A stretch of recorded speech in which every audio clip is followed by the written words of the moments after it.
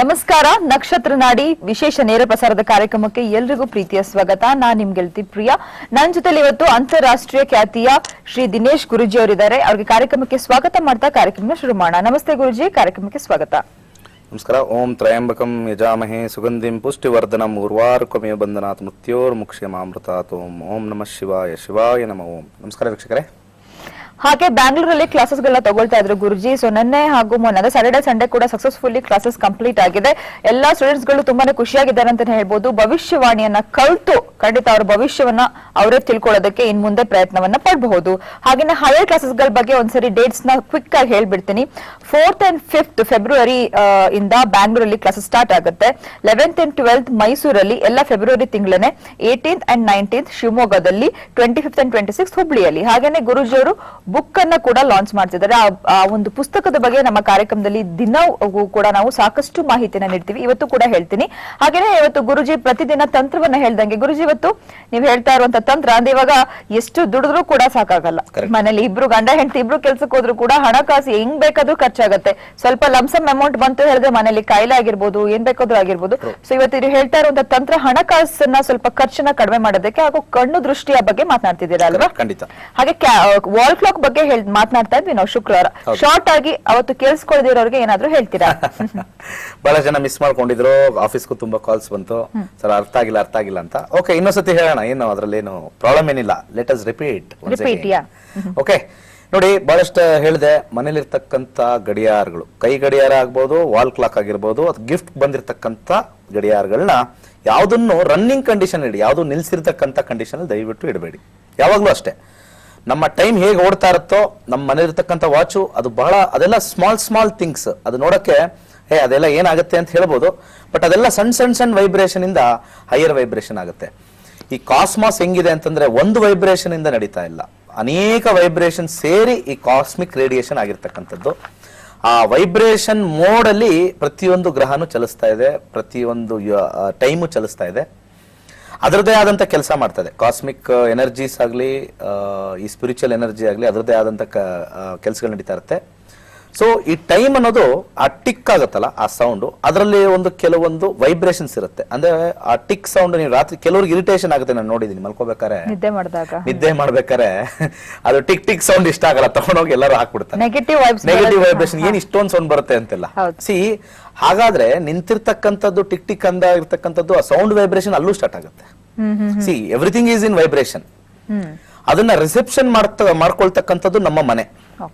For example, ನಾವಿಲ್ಲಿ ಕೂತಿದೀವಿ, ಇಲ್ಲಿ ನನ್ನ ಸುತ್ತ ಎಲ್ಲಾ ಚಾನಲ್ದು ಮೆಗಾ ಹರ್ಟ್ಸ್ಗಳು ಏನೇನಿದೆ ಎಲ್ಲ ಇದೆ. ಕಂಪನಾಂಕಗಳು ಅಂತ ಹೇಳ್ತೀವಿ. ಕಂಪನಾಂಕಗಳೆಲ್ಲ ಇದೆ.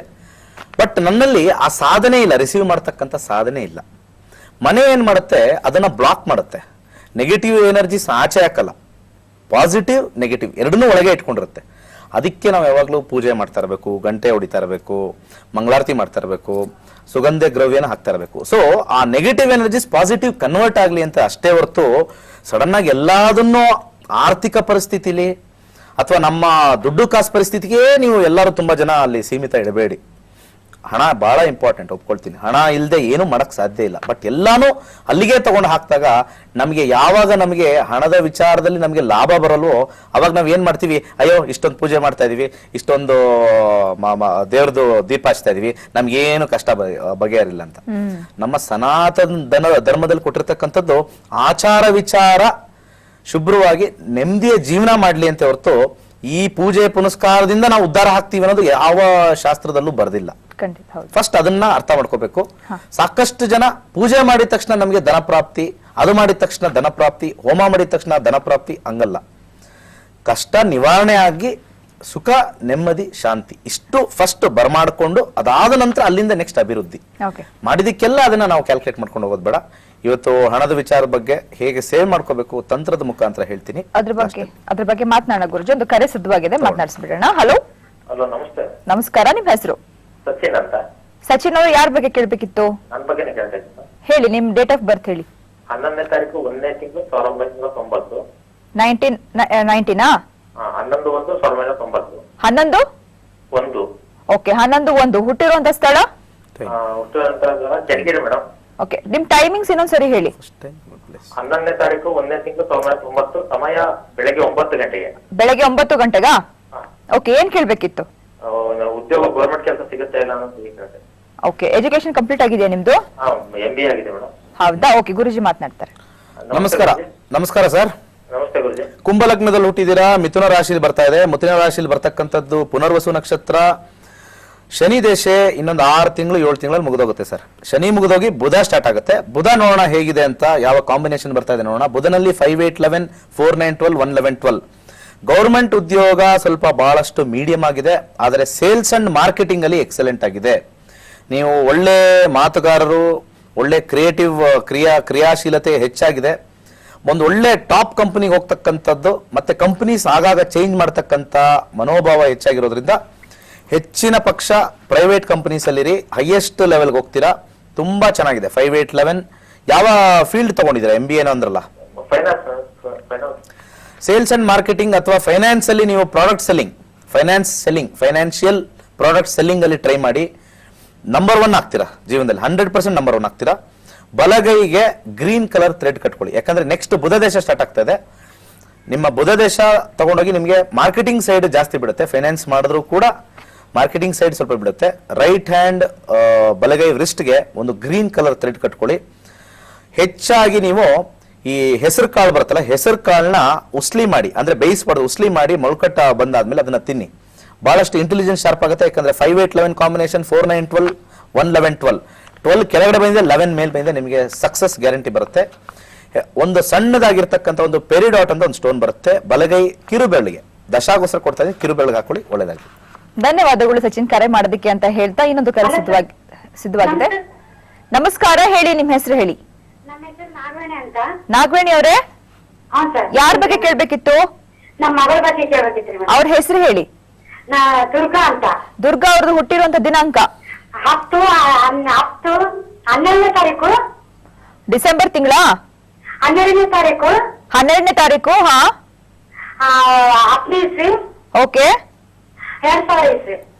2000. Okay, fine. ಹುಟ್ಟಿರುವಂತ ಟೈಮಿಂಗ್ಸ್ 4:15 4:15 ಬೆಳಿಗ್ಗೆ ಅಲ್ವಾ? ಹಾ, ಮಧ್ಯಾಹ್ನ ಮೇಡಮ್, ಮಧ್ಯಾಹ್ನ. ಸಂಜೆ. Okay, fine. ಹುಟ್ಟಿರುವಂತ ಸ್ಥಳ ಹರಿಹರ. ಹರಿಹರ. ಏನ್ ಕೇಳ್ಬೇಕಿತ್ತು ಅವ್ರ ಬಗ್ಗೆ? ಅವಳು ಭವಿಷ್ಯಕ್ಕೆ ಹೆಂಗಿರ್ತೈತೆ, ಅವಳು ಏನ್ ಓದಿದ್ದು ತಗೊಂಡ್ರೆ ಚೆನ್ನಾಗಿರ್ತೈತೆ ಅಂತ ಮೇಡಮ್. ಖಂಡಿತ ದಿನೇಶ್ ಗುರೂಜಿ ಇದ್ರ ಬಗ್ಗೆ ಮಾತಾಡ್ತಾರೆ. ನಮಸ್ಕಾರಮ್ಮ. ನಮಸ್ಕಾರ ಸರ್. ಉತ್ತರಾಭಾದ್ರ ನಕ್ಷತ್ರ ಮೀನ ರಾಶಿಯಲ್ಲಿ ಹುಟ್ಟಿದ್ದಾರೆ.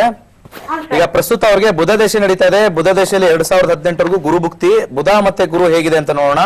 5, 8, 5, 8, 6, 9, 10 ಬರ್ತಾ ಇದೆ. ಮತ್ತೆ ಗುರುನಲ್ಲಿ 2, 3, 11 ಬರ್ತಾ ಇದೆ. ಈಗ ಮುಂದಿನ ದಿನಗಳಲ್ಲಿ ಅವ್ರಿಗೆ ಕೇತು ಸ್ಟಾರ್ಟ್ ಆಗುತ್ತೆ. ಬುಧ ಗುರು ಆದ್ಮೇಲೆ ಬುಧ ಶನಿ ಸ್ಟಾರ್ಟ್ ಆದ್ಮೇಲೆ ಕೇತು ತುಂಬಾ ಚೆನ್ನಾಗಿ ಓದ್ತಾರೆ.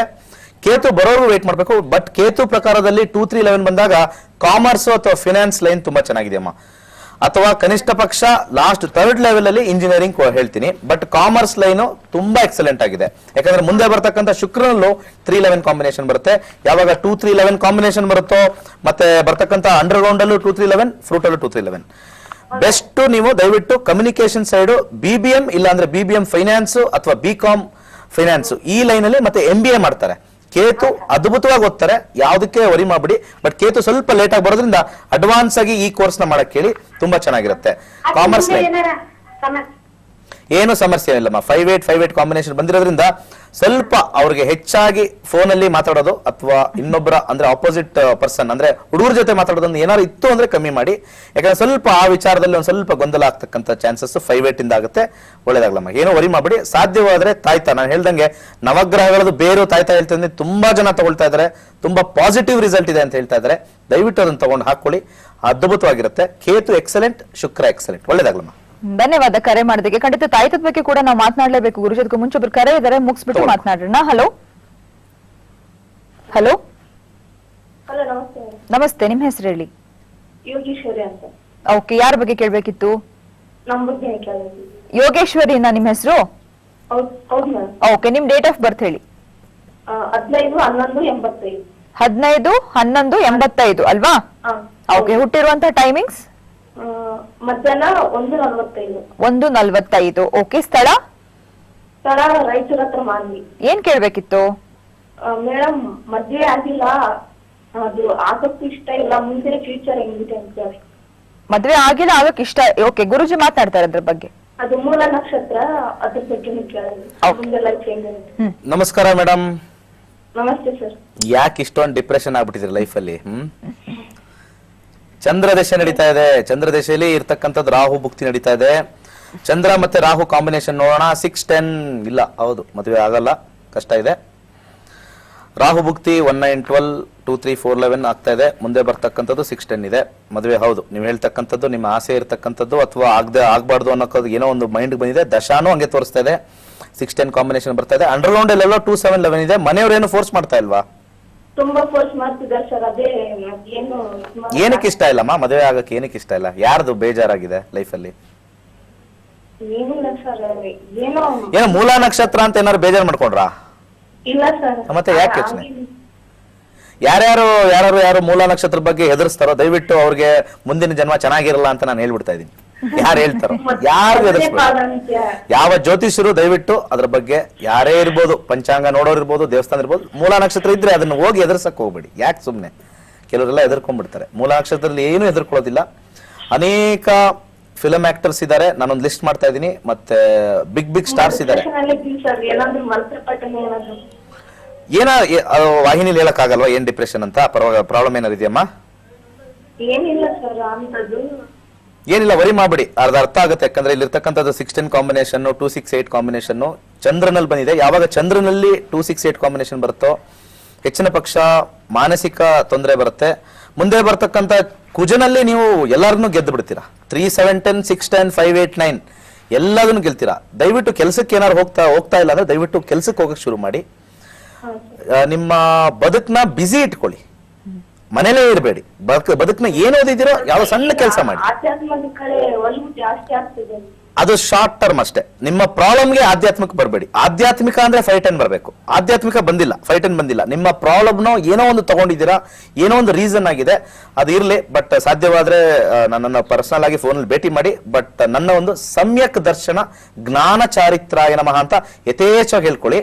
ಸ್ನಾನ ಮಾಡಬೇಕಾದ್ರೆ ಒಂದಿಡಿ ಕಲ್ಲುಪ್ಪು ಪ್ರತಿನಿತ್ಯ, ನಾಳೆಯಿಂದನೇ ಮಾಡಿ, ಪ್ರತಿನಿತ್ಯ ಕಲ್ಲುಪ್ಪು ಹಾಕೊಂಡು ಸ್ನಾನ ಮಾಡಿ.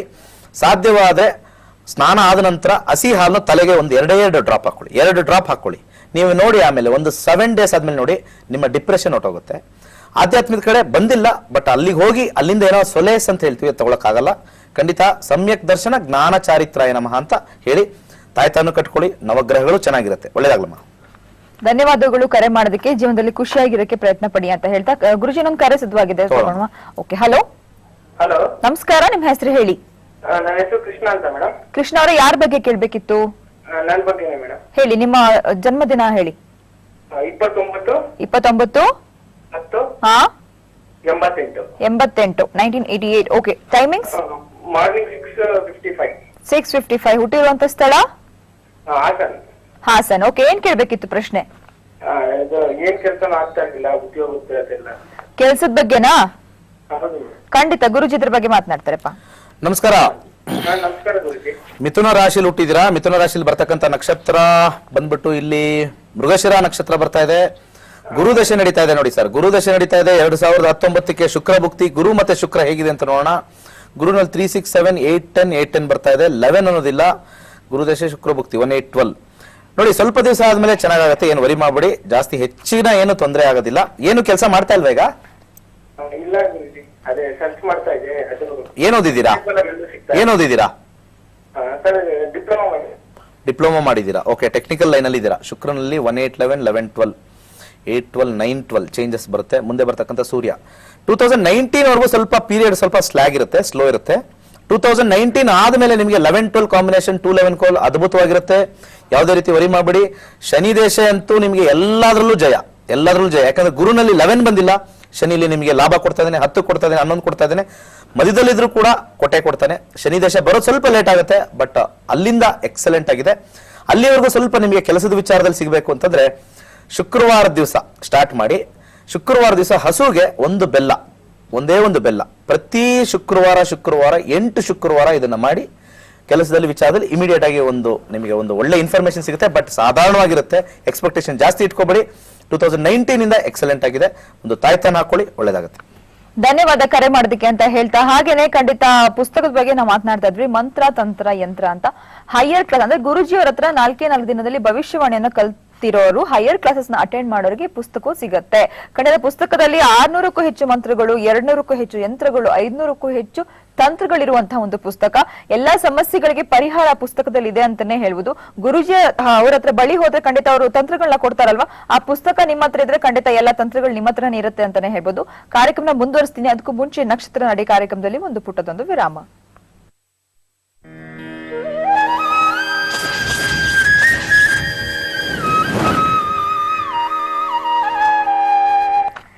ವಿರಾಮದ ನಂತರ ನಕ್ಷತ್ರ ನಾಡಿ ವಿಶೇಷ ನೇರ ಪ್ರಸಾರದ ಕಾರ್ಯಕ್ರಮಕ್ಕೆ ಸ್ವಾಗತ ಅಂತ ಹೇಳ್ತಾ, ಹಾಗೇನೆ 4 ದಿನದಲ್ಲಿ ಖಂಡಿತ ಭವಿಷ್ಯವಾಣಿ ಕಲಿಯಕ್ಕಾಗತ್ತಾ ಅನ್ನೋದು ಖಂಡಿತ ಸಾಕಷ್ಟು ಜನರಿಗೆ ಒಂದು ಕುತೂಹಲ ಇರುತ್ತೆ. ಹೇಗ್ ಕಲಿಬಹುದು, ಗುರುಜಿ ಏನ್ ಹೇಳ್ಕೊಡ್ತಾರೆ ಕ್ಲಾಸಸ್ ಅಲ್ಲಿ, ಅದು ಎಷ್ಟು ಇಂಟ್ರೆಸ್ಟಿಂಗ್ ಆಗಿರುತ್ತಾ, ಫೀಸ್ ಎಷ್ಟಿರುತ್ತೆ, ಆ ತರದೆಲ್ಲ ಒಂದು ಡೌಟ್ಸ್ ಇರುತ್ತೆ. ಖಂಡಿತ ಕಲ್ತಿರುವಂತಹ ಸ್ಟೂಡೆಂಟ್ಸ್ ಅವರ ಅಭಿಪ್ರಾಯವನ್ನ ಸಾಕಷ್ಟು ರೀತಿಯಲ್ಲಿ ನಾವು ತೋರಿಸ್ತಾನೆ ಇರ್ತೀವಿ. ಕಾರ್ಯಕ್ರಮದಲ್ಲಿ ನಾವು ಬೈಟ್ಸ್ ಗಳನ್ನ ಹಾಕ್ತಾ ಇರ್ತೀವಿ. ಎಷ್ಟು ಖುಷಿಯಿಂದ ಅವರ ಖುಷಿಯನ್ನ ವ್ಯಕ್ತಪಡಿಸ್ಕೊಂತಾರೆ ಅಂತಾನೆ ಹೇಳ್ಬೋದು. ಹಾಗೇನೆ ಇವಾಗ ಬೈಟ್ಸ್ ನೋಡೋಣ ಗುರುಜಿ. ಖಂಡಿತ ನೋಡಿ. ಓಕೆ, ನನ್ನ ಹೆಸರು ಕೊಟ್ರೇಶ್ ಅಂತ. ನಾನು ಸಾಕರ್ನಗರ ಬೆಂಗಳೂರಿಂದ ಬಂದಿದ್ದೇನೆ. ನಾನು ಇಲ್ಲಿ ಬರೋಕ್ಕಿಂತ ಮುಂಚೆ ನಕ್ಷತ್ರ ನಾಡಿ 4 ದಿನದಲ್ಲಿ ಏನು ಕಳಿಸ್ಕೊಡ್ತಾರೆ ಏನು ಎತ್ತ ಅಂತ ಭಾಳ ಯೋಚನೆ ಮಾಡಿದ್ದೆ. ಇಲ್ಲಿ ಬರೋಕ್ಕಿಂತ ಮುಂಚೆ ಸಾಕಷ್ಟು ಯೋಚನೆ ಮಾಡಿದೆ. ಬಟ್ ಇಲ್ಲಿ ಬಂದ ಮೇಲೆ ಗೊತ್ತಾಯಿತು 4 ದಿನದಲ್ಲಿ ಎಷ್ಟೊಂದು ಕಲಿಸ್ಕೊಡ್ತಾರೆ ಅಂತ. ಸೊ ಇದೊಂಥರ ಬ್ರಹ್ಮಾಂಡ ಇದ್ದಂಗೆ. ಈ 4 ದಿನದಲ್ಲಿ ಏನೇ ಕಲಿತರು ನಮ್ಮ ಲೈಫ್ ಲಾಂಗ್ ಫುಲ್ ಯೂಸ್ ಮಾಡ್ಕೋಬೋದು. ಇದು ನಮ್ಮ ಮುಂದಿನ ಪೀಳಿಗೆಗೂ ನಾನು ಹೇಳೋಕ್ಕೆ ಇಷ್ಟಪಡ್ತೀನಿ. Thank you. ನನ್ನ ಹೆಸರು ಶ್ರೀನಿವಾಸ್, ಬಿಳೆಕಳ್ಳಿ, ಬೆಂಗಳೂರಿಂದ ಬಂದಿದ್ದೇನೆ. ಶ್ರೀಯುತ ದಿನೇಶ್ ಅವರು modern techniques with ancient knowledge he has imparted in just 4 days to about 100 students, and this is something historical, and nowhere 100 students can acquire so much of knowledge of various ancient knowledge in just 4 days. I wish him all success in his programs in future also. Okay, ಅವ್ರು ತುಂಬಾ ಚೆನ್ನಾಗಿ ಹೇಳಿದ್ರಲ್ವ ಗುರುಜಿ, modern techniques with ancient knowledge ಅಂತ ಹೇಳಿದ್ರು. ತುಂಬಾನೇ ಚೆನ್ನಾಗಿತ್ತು ಅಂತಾನೆ ಹೇಳ್ಬೋದು. ಹಾಗೇನೆ ತಾಯ್ತದ ಬಗ್ಗೆ ಮಾತನಾಡೋಣ ಅಂತ ನಾನು ಹೇಳಿದ್ದೆ ಅಲ್ವಾ. ಈ ನಕ್ಷತ್ರದ ಉಂಗ್ರ, ನವಗ್ರಹದ ಉಂಗ್ರ ಎಲ್ಲ ತುಂಬಾ ಜನರಿಗೆ ಅಫೋರ್ಡ್ ಮಾಡಕ್ಕಾಗಲ್ಲ. ನಮ್ಮಲ್ಲಿ ಒಂದು ತಾಯ್ತ ಅಂದ್ರೆ ಸಾಕಷ್ಟು ನೀವು ಹೇಳ್ತಾನೆ ಇರ್ತೀರಾ. ಅದ್ರ ಬಗ್ಗೆ ಏನ್ ಹೇಳ್ತೀರಾ ತಾಯ್ತದ ಬಗ್ಗೆ? ತಾಯ್ತಾ ಬಗ್ಗೆ ಕಿನ್ನ ಮುಂಚೆ ಕ್ಲಾಸ್ ಬಗ್ಗೆ ತುಂಬಾ ಅದ್ಭುತವಾಗಿ ಮಾತಾಡಿದ್ರು ಇಬ್ರು. ಅವರ ಎಕ್ಸ್ಪೀರಿಯನ್ಸ್ ಬೇಸಿಕಲಿ ಏನಂತ ಹೇಳ್ತೀವಿ ಅಂದ್ರೆ ಅವರ ಎಕ್ಸ್ಪೀರಿಯನ್ಸ್ ನಾವು ಮಾತಾಡ್ತೀವಿ. ಎಕ್ಸ್ಪೀರಿಯನ್ಸ್ ಅಂತಂದ್ರೆ ಯಾವ್ದನ್ನು ನೀವು ಹಿಂಗೆ ಹೇಳ್ಬೇಕು ಅಂತ ಎಲ್ಲೂ ಇಲ್ಲ. ಇದು ಮನದಾಳದ ಮಾತು ಹೇಳಿ, ಮನಸ್ಸಿಂದ ಬರುವಂತ ಮಾತು. ನಿಮಗೆ ಕರೆಕ್ಟ್ ಆಗಿ ಕಲ್ತಿಲ್ಲ, ಏನೋ ಅರ್ಥ ಆಗಿಲ್ಲ, ಅದು ಹೇಳಿ. There is nothing. ನಾನು ಎಷ್ಟು ಟ್ರಾನ್ಸ್ಪರೆಂಟ್ ಇಟ್ಟಿದ್ದೀನಿ ಅಂದ್ರೆ ಅಷ್ಟು ಟ್ರಾನ್ಸ್ಪರೆಂಟ್ ಇಟ್ಬಿಟ್ಟಿದ್ದೀನಿ. ಯಾವುದೇ ಮುಚ್ಚುಮರೆ ಇಲ್ಲ. You can walk into any of my ನನ್ನ ಆಫೀಸ್ ವಾಕ್ ಇನ್ ಮಾಡಿ ಅವ್ರು ಓದಿರೋರು ಕೇಳ್ಬೋದು. ಆ ರೀತಿ ನಾನು ಟ್ರಾನ್ಸ್ಪರೆಂಟ್ ಇಟ್ಟಿದ್ದೀನಿ. ಆಮೇಲೆ ಬಹಳ ಫ್ರೆಂಡ್ಲಿ ಆಗಿರ್ತೀನಿ. ಎಷ್ಟು ನನ್ನ ಪೇಷಂಟ್ ಟೆಸ್ಟ್ ಮಾಡ್ತಾರೋ ಅಷ್ಟು ಟೆಸ್ಟ್ ಮಾಡಿದ್ದಾರೆ. ಲ್ಯಾಂಗ್ವೇಜ್ ಪ್ರಾಬ್ಲಮ್ ಯಾವಾಗಾದ್ರೂ ಆಗಿದ್ದುಂಟಾ ಗುರುಜಿ? ಇಲ್ಲ ಇಲ್ಲ ಇಲ್ಲ, ಲ್ಯಾಂಗ್ವೇಜ್ ಏನಿಲ್ಲ. ಕನ್ನಡದಲ್ಲೂ ನಾನು ಆರಾಮಾಗಿ ಮಾತಾಡ್ತೀನಿ. ಕನ್ನಡದಲ್ಲೂ ಇಂಗ್ಲಿಷ್ ಅಲ್ಲಿ ಕೇಳಿದ್ರೆ ಇಂಗ್ಲಿಷ್ ಅಲ್ಲೂ ಕ್ಲಿಯರ್ ಫ್ಲೂಯೆಂಟ್ ಆಗಿ ಐ ಕ್ಯಾನ್ ಸ್ಪೀಕ್ ಇಟ್. ಅದ್ರದ್ದೇನು ತೊಂದರೆ ಇಲ್ಲ. ಕೆಲವರು ಅವರು ಬರ್ತಾರೆ, ಇವರು ಬರ್ತಾರೆ, ಎರಡನ್ನೂ ಮ್ಯಾನೇಜ್ ಮಾಡಿದೀನಿ. ಮತ್ತೆ ನಾನು ಕೊಡ್ತಕ್ಕಂಥ ಬುಕ್ ಇದೆಯಲ್ಲ, ಕನ್ನಡದಲ್ಲೂ ಇದೆ, ಇಂಗ್ಲಿಷ್ ಅಲ್ಲೂ ಇದೆ, ಎರಡರಲ್ಲೂ ಇದೆ. ನಾನೇ ಸ್ವತಃ ಬರ್ದಿರ್ತಕ್ಕಂಥ 30 ಪೇಜ್ ಅಲ್ಲಿ ಜ್ಯೋತಿಷ್ಯ ಕಲೀರಿ, 30 ಪೇಜ್. ಅದು 30 ಪೇಜ್ ಅರ್ಥ ಮಾಡ್ಕೊಳ್ಳೋಕೆ ಎಷ್ಟು ಕಷ್ಟ ಆಗುತ್ತೆ ಅಂದ್ರೆ ಯಾರು ಕೊಟ್ರೆ ಅದು ಅರ್ಥನೇ ಆಗಲ್ಲ. ಬಟ್ ಆ 4 ದಿವಸ ಅರ್ಥ ಮಾಡ್ಕೊಂಡ್ಬಿಡ್ತಾರೆ. ಕ್ಲಾಸಸ್ ಕಲ್ತಾಗಿದ ತಕ್ಷಣ ಮಿನಿಮಮ್ ಒಂದ್ ಎಷ್ಟು ತಿಂಗಳು ಬೇಕು ಪ್ರಾಕ್ಟೀಸ್ ಮಾಡಿದ್ರೆ ಕರೆಕ್ಟ್ ಆಗಿ ಅವ್ರಿಗೇನು ಅಂತಂದ್ರೆ ಇವಾಗ ಬರ್ತಕ್ಕಂಥ ಎಲ್ಲಾ ಕಾಲ್ಸ್ ಅವ್ರಿಗೆ ಪ್ರಾಕ್ಟೀಸ್. ಇವಾಗ every half a day, half an hour ಇಲ್ಲಿ ನಾವ್ ಏನ್ ಮಾಡ್ತೀವೋ ಅದೆಲ್ಲ ಪ್ರಾಕ್ಟೀಸ್. ಡೇಟ್ಸ್ ಬರ್ತೀವಿ, ಅವ್ರು ಏನ್ ಪ್ರಾಬ್ಲಮ್ ಹೇಳಿದ್ರು, ಅದೇನ್ ಕಾಂಬಿನೇಷನ್ ಬಂತು, ಮದುವೆ ಆಗಿಲ್ಲ, ಇದನ್ನ 15 ದಿವಸ ಮಾಡ್ಬಿಟ್ರೆ ಅವರು ಫೇಮಸ್ ಅಸ್ಟ್ರಾಲಜರ್ ಅಂತಾನೆ ಹೇಳ್ಬೋದು. ಹೌದು. ಇಲ್ಲಿವರೆಗೂ ಈಗ 1600 ಕಲ್ತಿದಾರಲ್ಲ, ಎಲ್ಲರೂ ಅದ್ಭುತವಾಗಿದೆ. ಆದ್ರೂ ಅನುಮಾನ ಎಷ್ಟೊಂದು ಜನಕ್ಕೆ, ಹೆಂಗ್ ಕಲಿಸ್ತಾರೆ. ಇಷ್ಟು ಜನ ಹೇಳಿದ್ದಾರೆ, ಎಷ್ಟು ಜನ ಮಾತಾಡಿದ್ದಾರೆ, 1600 ಜನ ಮಾತಾಡಿದ್ದಾರೆ. ಫಸ್ಟ್ 2 ಡೇಸ್ ಕನ್ಫ್ಯೂಷನ್ ಇರ್ತಾರೆ, ಏನ್ ನಡೀತಿದೆ ಅಂತ. ನೆಕ್ಸ್ಟ್ 2 ಡೇಸ್ ಫುಲ್ ಖುಷಿಯಾಗಿ ಕುಣಿದಾಡ್ತಾ ಇರ್ತಾರೆ. ಫಸ್ಟ್ 2 ಡೇಸ್ ಎಲ್ಲರಿಗೂ ಮುಗ್ದೋಗಿರುತ್ತೆ. ಬಟ್ ಎವ್ರಿಬಡಿ ಆರ್ ಹ್ಯಾಪಿ, ಎಲ್ಲರೂ ಹ್ಯಾಪಿ. ಯಾರನ್ನೂ ನಾನು ಬಿಡಲ್ಲ, ಎಲ್ಲಾರನ್ನೂ ನಾನು ನೋಡ್ತೀನಿ.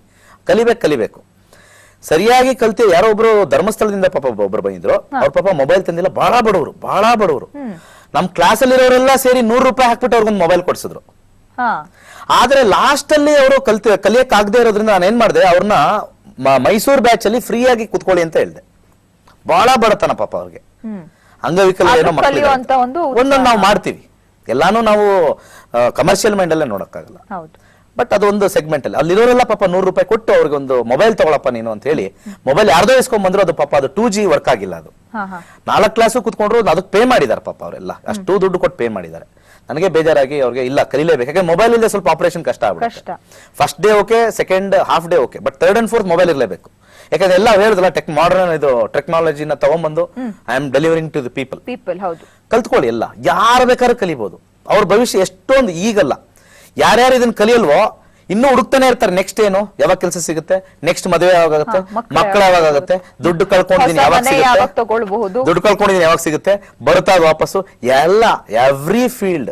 ಮನೆ ಕಟ್ಟಿರಲ್ಲ, ಮನೆ ಯಾವಾಗ ಕಟ್ತೀನಿ, ಮನೆ ಕಟ್ಟೋ ಯೋಗನೇ ಇದೆಯಾ, ಫಸ್ಟ್ ಅದನ್ನ ನೋಡ್ಕೋಬಹುದು. ಆರೋಗ್ಯ ಏನ್ ಮಾಡ್ತಾರೆ, ಅದು ಫೇಟ್. ಅದು ನೋಡಿ ನನ್ನ ಬುಕ್ಕಲ್ಲೂ ಬರ್ತಿದ್ದೀನಿ, fate can never be change ಅಂತ ಬರ್ತೀನಿ. ಸೊ ಆ ರೀತಿ ಇದ್ದಾಗ ಬಹಳ ಟಫ್ ಆಗಿರುತ್ತೆ. ಸೊ ಅದನ್ನ ಅರ್ಥ ಮಾಡ್ಕೊಂಡು ಮುಂದೆ ಹೋಗ್ತಾ ಇರ್ಬೇಕಷ್ಟೇ. ಯಾಕಂದ್ರೆ ಎಲ್ಲ ಇಲ್ಲಿ ಯಾವ್ದು ಸ್ವಂತ ಅಂತ ಲೇಬಲ್ ಹಾಕೊಳ್ತೀವಿ ಅಷ್ಟೇ. ನಾನು ಬಿಟ್ಟು ಹೋಗ್ಬೇಕು, ಯಾವ್ದು ನಂದು ಸ್ವಂತ ಇಲ್ಲ, ನಾನು ಇಲ್ಲಿ ಬುಕ್ ಬರೆದಿರೋದು ಇಲ್ಲೇ ಬಿಟ್ಟು ಹೋಗ್ಬೇಕಷ್ಟೇ. ಓಕೆ ಗುರುಜಿ, ಅಂಡ್ ಎಸ್ ಒಂದು ವಿರಾಮ ತಕೊಂಡು ಇನ್ನಷ್ಟು ಮಾತನಾಡೋಣ. ಹಾಗೆ ವೀಕ್ಷಕರೇ, ಖಂಡಿತ ಗುರುಜಿಯವರು ಎಷ್ಟು ಒಳ್ಳೆ ಮಾತುಗಳನ್ನ ಹೇಳಿದಂತ ಸ್ಟೂಡೆಂಟ್ಸ್ ಗಳು ಅವ್ರ ಬಾಯಿಂದಾನೆ ಅಭಿಪ್ರಾಯವನ್ನ ತಿಳಿಸ್ಕೊಟ್ರು ಅಂತ ಹೇಳ್ಬೋದು. ಸಾಕಷ್ಟು ಜನರಿಗೆ ಒಂದು ಟೆನ್ಷನ್ ಇರುತ್ತೆ, 4 ದಿನದಲ್ಲಿ ಹೇಗೆ ಕಲಿಯೋದಪ್ಪ ಅಂತ. ನಿಮ್ದು ಟೆನ್ಷನ್ ಎಲ್ಲ ಕ್ಲಿಯರ್ ಆಗ್ಬೇಕು ಅಂತ ಹೇಳಿದ್ರೆ ಖಂಡಿತ ಕ್ಲಾಸಸ್ ನ ಅಟೆಂಡ್ ಮಾಡ್ರಿ. ಇವಾಗ ಇನಿಷಿಯಲ್ ಕ್ಲಾಸಸ್ ಅಂದ್ರೆ 4 ದಿನದಲ್ಲಿ ನಕ್ಷತ್ರ ನಾಡಿ ಕಲ್ತಾಗಿದ ತಕ್ಷಣ ಹೈಯರ್ ಕ್ಲಾಸಸ್ ನ ಅಟೆಂಡ್ ಮಾಡಬಹುದು. ಆ ಬುಕ್ ಅಲ್ಲಿ ಇರೋ ತಂತ್ರಗಳನ್ನೆಲ್ಲ ನೀವು ಕಲ್ತ್ಕೋಬಹುದು. ಪ್ರಾಕ್ಟೀಸ್ ಮಾಡಿ, ದಿನನಿತ್ಯ ನಮ್ಮ ಕಾರ್ಯಕ್ರಮದಲ್ಲಿ ಬರುವಂತ ಡೇಟ್ಸ್ ಗಳನ್ನೆಲ್ಲ ಬರ್ಕೊಂಡು ಪ್ರಾಕ್ಟೀಸ್ ಮಾಡಿದ್ರೆ, ಒಳ್ಳೆ ಪ್ರಾಕ್ಟೀಸ್ ಮಾಡಿದ್ರೆ ಖಂಡಿತ ಗುರುಜಿ ಅವರ ತರ ನೀವು ಬೇಗ ಬೇಗ ಹೇಳ್ಬಹುದು ಅಂತ ಹೇಳ್ತಾ ಸದ್ಯಕ್ಕೆ ಕಾರ್ಯಕ್ರಮದಲ್ಲಿ ವಿರಾಮನ ತಗೊಂಡು ಬೇಗ ವಾಪಸ್ ಬರ್ತೀವಿ.